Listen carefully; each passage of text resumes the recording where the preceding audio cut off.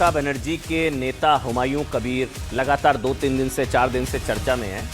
हिंदुओं को बहा देने की धमकी पहले भी दे चुके हैं, पहली बार नहीं है, सीरियल ऑफेंडर है ये आदमी। ये आदमी जो है, ये जो मंत्री जी हैं, टीएमसी के बड़े नेता हैं, इज ए सीरियल ऑफेंडर।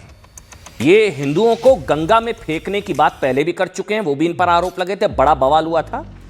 और एक बार फिर इन्होंने ऐसी धमकी दी है, ऐसी धमकी, संख्या बता रहे हैं, कह रहे हैं मुर्शिदाबाद में तो 70% है हम लोग, तो मतलब क्या 30% हिंदुओं को बंगाल में खुली धमकी दी जा रही है।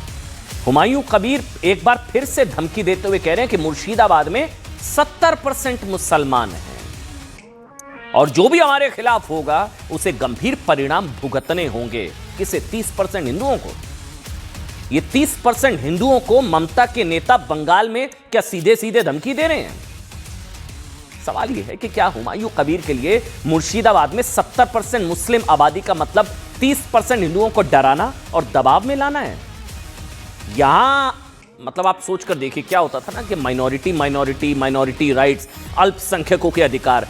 यहां मुर्शिदाबाद में हिंदू माइनॉरिटी 30%, अब वहां हिंदुओं को सीधे सीधे धमकी दी जा रही है। कोई अल्पसंख्यक अधिकार वाला आया झंडा लेकर कि क्यों ऐसी भाषा का इस्तेमाल हो रहा है? क्या टीएमसी के नेता 70% मुसलमानों के नाम पर 30% अल्पसंख्यक हिंदुओं को डराने की राजनीति कर रहे हैं?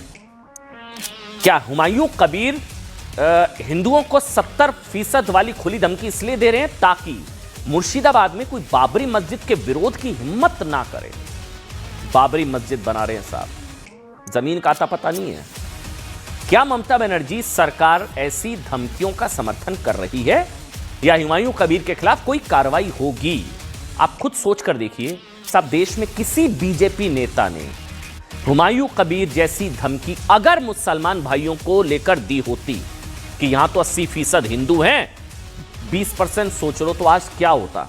बीजेपी छोड़िए, किसी भी हिंदुवादी ने अगर ऐसी धमकी दे दी होती, अगर ये कहा होता ना कि हिंदू यहां 70% 80% है, जो हमारे खिलाफ जाएगा उसे गंभीर परिणाम भुगतने होंगे, मामला यूएन तक पहुंच जाता साहब। विपक्षी दलों में हाहाकार मच गया होता। लेकिन इन लोगों को ना सेकुलर डिस्काउंट मिलता है, तुष्टीकरण का मजहबी डिस्काउंट मिलता है, इन लोगों पर कोई कुछ नहीं कहता है। संविधान, लोकतंत्र, कानून सब खतरे में आ चुका होता है। लेकिन हुमायूं कबीर ममता के नेता की इस 70% वाली धमकी पर खुद को सेकुलर कहने वाले नेता ना मुंह पर टेप लगाकर बैठे हुए हैं, सबके मुंह में दही जमी हुई, फेविकोल खा के बैठे हैं साहब। हुमायूं कबीर की 70% वाली धमकी का वीडियो बीजेपी ने शेयर किया। इस वीडियो में वो ये धमकी भी देते हुए दिखाई दे रहे हैं, अगर उन्हें किसी ने रोकने की कोशिश की, कह रहे हैं हम 100 शहीद होंगे लेकिन 500 लोगों को लेकर जाएंगे। अब बंगाल में बार बार बीजेपी कहती है पूरे बंगाल में तो 70% हिंदू है ना, मुर्शिदाबाद में 70% मुस्लिम भाई हैं, लेकिन पूरे बंगाल में हिंदू कितने हैं? 70%। तो मुर्शिदाबाद की 70% की धमकी का बदला क्या बंगाल के 70% हिंदू लेंगे? यही बीजेपी पूछ रही है। बीजेपी का कहना है साहब कि टीएमसी विधायक हुमायूं कबीर ने जिस भाषा का इस्तेमाल किया वैसी भाषा गुंडे मवाली यूज करते हैं। इस वीडियो में हुमायूं कबीर ने यह भी कहा है कि बंगाल में मुसलमानों की आबादी जो है ना वो 37% हो चुकी है, 37% हो चुकी है, इन्हें पता है। बाबरी मस्जिद पूरी तरह से बन जाएगी तो वो कह रहे हैं हम 40% हो जाएंगे। इनका मकसद बाबरी इसलिए बनाना है, ये जनसंख्या बढ़ाना चाह रहे हैं। कह रहे हैं अभी 37 है, 40% हो जाएंगे बाबरी बनते ही।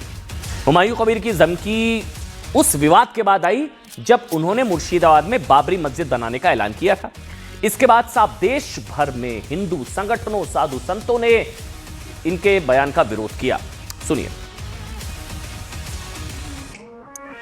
শক্তি থাকলে আমাকে রুখে নেবে, তাতে আমি সহ 100 জন শহীদ হলে 500 জনকে শহীদ করে দেবো ওখানে।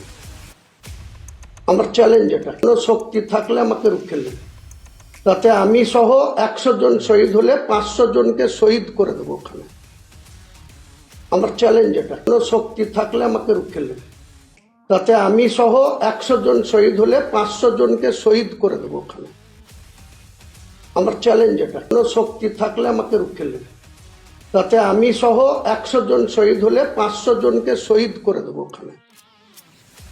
আমার চ্যালেঞ্জ এটা, শক্তি থাকলে আমাকে রুখে নেবে, তাতে আমি সহ 100 জন শহীদ হলে 500 জনকে শহীদ করে দেবো ওখানে। আমার চ্যালেঞ্জ এটা, শক্তি থাকলে আমাকে রুখে নেবে, তাতে আমি সহ 100 জন শহীদ হলে 500 জনকে শহীদ করে দেবো ওখানে। আমার চ্যালেঞ্জ এটা। मस्जिद बनाए ना, तो ऐसे हजारों मस्जिद है पूरे भारत में, तो संख्या गिना क्यों रहे हैं?